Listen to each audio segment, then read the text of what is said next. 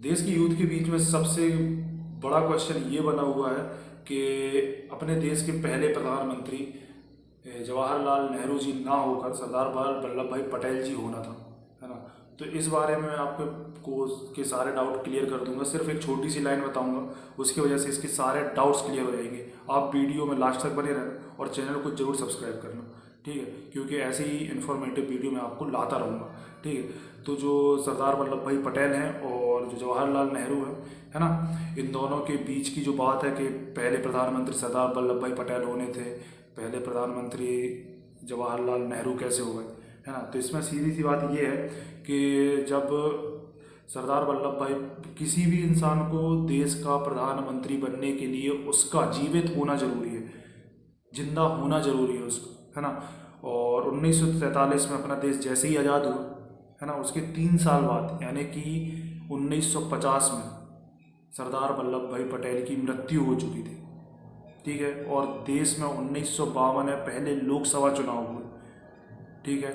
जिस लोकसभा चुनाव से चुनकर जवाहरलाल नेहरू देश के पहले प्रधानमंत्री बनते, ठीक है। 1952 तक अगर सरदार वल्लभ भाई पटेल जीवित होते, ठीक है, और वो भी लोकसभा में खड़े होते, तो हो सकता है कि उनसे तगड़ा नेता कोई नहीं था। हो सकता है कि पहले देश के प्रधानमंत्री बनते, लेकिन उनका जीवित होना जरूरी था।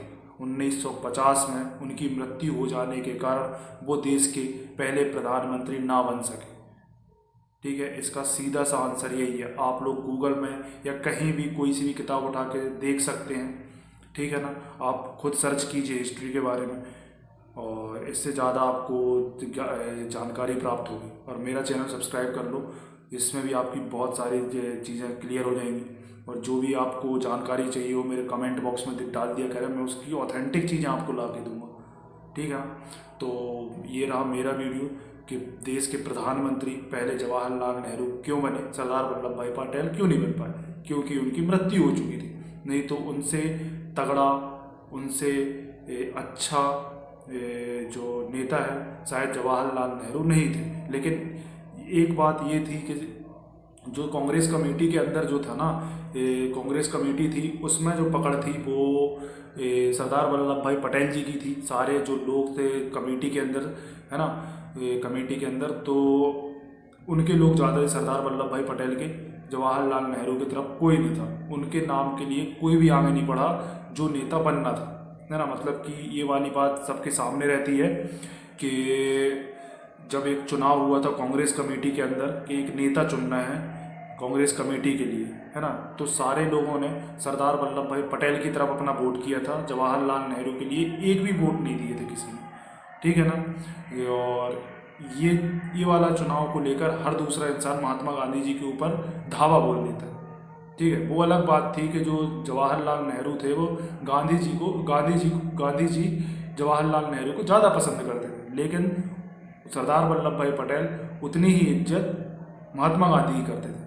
अगर महात्मा गांधी जी जो बोल देते थे सरदार वल्लभ भाई पटेल वो बहुत खुशी से मान जाते थे।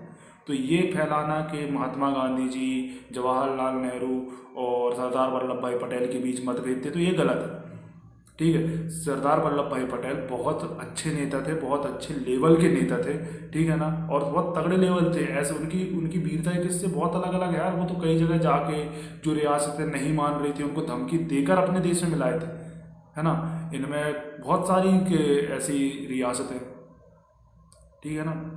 और देश को एकजुट करने का भी श्रेय सबसे ज़्यादा सरदार वल्लभ भाई पटेल को जाता है, ठीक है। तो अगर वो जीवित होते तो देश के पहले प्रधानमंत्री फिक्स था वही बनते, ठीक है ना, क्योंकि वो तगड़े नेता थे, अच्छे नेता थे, ठीक है। ये था मेरा वीडियो। अगर आपको अच्छा लगा हो तो इसे लाइक कर देना, मेरे चैनल को सब्सक्राइब करना ना भूलें। धन्यवाद।